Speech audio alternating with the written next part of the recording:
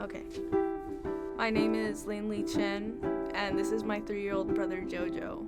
Jojo could be one of the 13% who commit suicide due to schizophrenia every single year. But this story isn't about us, it's about our stepdad and his sister and their family. In January, we visited them in Ontario, a small city in Los Angeles, and surprised them at their house with a nice dinner.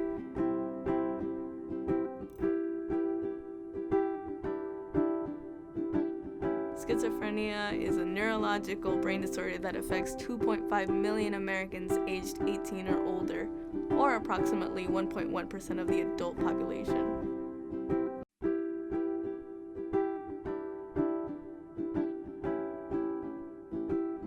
% of people diagnosed with schizophrenia have received no treatment.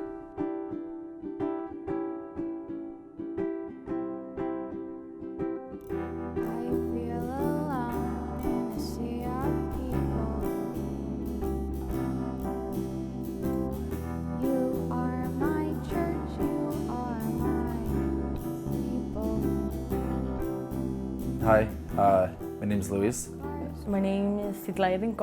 Carmen Paez, mi nombre es Carmen Paez. You know, besides being my brother, he was a very interesting character. When he was young, he wanted to be around a lot of people. Then he was shy at times too, but I guess he, as he got older, he kind of tended to be to himself a little more. No era sociable. Mi hijo no le gustaba platicar con nadie. No le gustaba salir. No tenía amigos. I'm not necessarily saying he was different, but he was more on the quiet side. He was more serious. You know, he'd have his moments where he'd kind of joke around and stuff like that, but he always kind of kept to himself. I mean, people loved him. I know that for a fact. One of his goals was to either join, the Marines or be a police officer. He kind of always said that when he was younger, and he would kind of write books and stuff like that, and he would kind of always say that, I respect the guys in blue, etc., etc. I know he told my mom he wanted to be a paramedic just because one of the few instances where he was picked up and stuff, I guess he met, there was a young guy who was there, and he's like, oh no, it kind of would be cool, to do something like that, but... Policía. Él siempre me decía que iba a ser un policía. Well, it's hard just because we had a really bad childhood, just because growing up, parents splitting. My mom was in an abusive relationship with my father. I was too young to kind of see any of it or anything like that, but I think Jesse and my older brother, they were a little bit older than I was. I feel like they kind of saw a lot of the things that kind of went on. Because, being the oldest, I did experience a lot more stuff than what my sister and Jesse, But then again, I don't know if there was stuff that he kind of, held on to, or, just memories that, or things that he saw, Nunca entendí por qué él siempre fue así. Yo siempre le preguntaba, mi hijo, en la escuela te hicieron algo, algún maestro te hizo algo. No, Mom, no, nadie me hizo nada.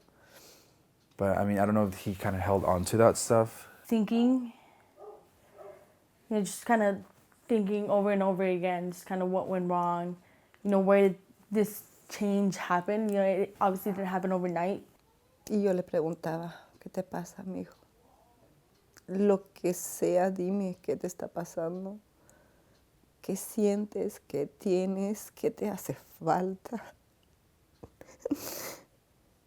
Él nunca me dijo nada. Mom, ok. No pasa nada. Todo está bien. Pero yo veía a mi hijo. But then again, we also found out that it was also because of drug abuse, that that he was acting out this way. It wasn't just out of the blue, or one day he was just, he's gonna start. So that's where we kind of just started realizing that something was up, you know. There was one day where my brother's best friend came over and she said, hey, you know what, have you guys kind of heard about schizophrenia and stuff like that? She kind of Googled it up and she kind of read kind of like the effects and stuff like that. And it kind of like, you know, putting two and two together, it checked off a lot of the things, you know, a lot of kind of what my brother would kind of do. He would talk about like the government being against him, or there was like something in the laptop, or he couldn't really like any like cell phones. He was scared of his SIM card. You know, he just thought like things were like, you know, he was being tracked for some reason. He'd say somebody was chasing him. It was me and him at home. It's nobody else. You know, there's points where he was so paranoid that he just kind of, he just wanted to be by my side. You know, be by my brother's side. He don't want us to go anywhere. And it was just saying, you know, someone's after him. And that's where I feel like he was so scared. He was scared for himself. That just kind of led to things where it's like, okay, well, it's not just that he's just paranoid now. Like there's something worse, you get me, where it should probably get checked, you know? It was just this one day that I came home and the house was a complete mess. So I asked him, like, dude, like, you know, like, what's up, what happened? He had a knife and he was bleeding from like the back of his head. And he said, I just fought someone. I was just kind of like, who'd you fight? You were home alone. He's like, I just fought someone. He said, they were in here, and like the house is a complete mess. And at that point, I'm with him, and he's not my brother at that point. You know what I mean? This is a completely different person. Just stuff that he would do or stuff he'd say, really just, you know, it just scared me for his well-being, you know?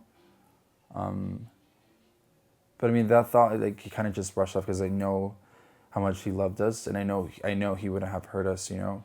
So it was a question, you know, that I had to sit there and try to calm him down, and you know, I had no other option to call police because I'm trying to calm him down, and he has 2 knives in his hands.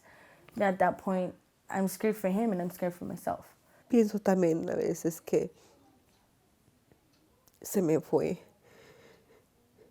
porque no quiso llegar a ese extremo de querer hacernos daño a nosotros cuando se sentía mal. Mejor decidió irse para no hacernos daño. No entendió el daño que me estaba haciendo al irse. No entendió cómo me dejó destrozada. Se fue una parte de mi vida con él. It kept being back, like I said, because we felt like we weren't getting the right help because he was, you know, he kept being released. I feel like schizophrenia is so pushed under the rug, and obviously it's a big thing. Yo les decía que lo dejaran hasta el tiempo que él se sintiera mejor. Pero nomás se sentía bien él y lo dejaban salir. Lo que yo decía, no me hacían caso. No me hicieron caso de dejarlo 3, 4, 5 meses encerrado para que mi hijo volviera a ser el de antes. If I can go back in time to have my brother here, I would do like the impossible to get the right help, you know. Don't stop, like, trying to get them help. Like, I know we tried, but like now when you see it from like this point of view, it's like you wish, I guess, you could have tried more. Como yo no podía hacer nada porque mi hijo mayor de edad, lo que supe es, puedes ir a pedir como a un juez, no sé qué, que te dé la orden de que con esa orden puedas ir al doctor, y como madre, padre de tu hijo, aunque sea mayor de edad, te tienen que ayudar a que tu hijo se quede en rehabilitación? So it's kind of like just get the help, be there for them. You know, have a lot of patience. That's one thing that I feel like that at least I slacked off. Not being patient, kind of like I said, schizophrenia, it was always thrown under the rug. I would always just be like, you know what, I'm gonna come home, he's gonna be okay, you know, he's gonna get over it. And they can't battle it by themselves. You know what I mean? I feel like they need all the support that they can get. And, you know, it's like I speaking for myself, I feel like that's where I lacked. That's where I lacked. And it's just learn more about it, because I'm pretty sure there's thousands of resources out there that are willing to help. For whatever reason, just don't stop. You know. Desgraciadamente, yo no puedo hacer eso por mi hijo. No puedo.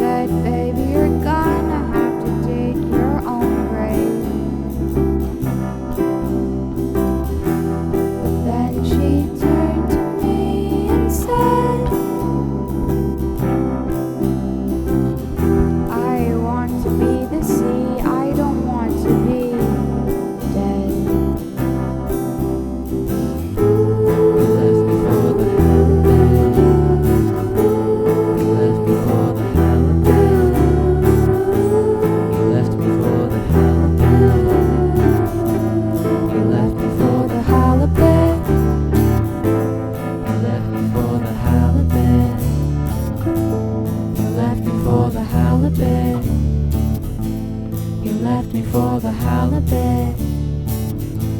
You left me for the halibut.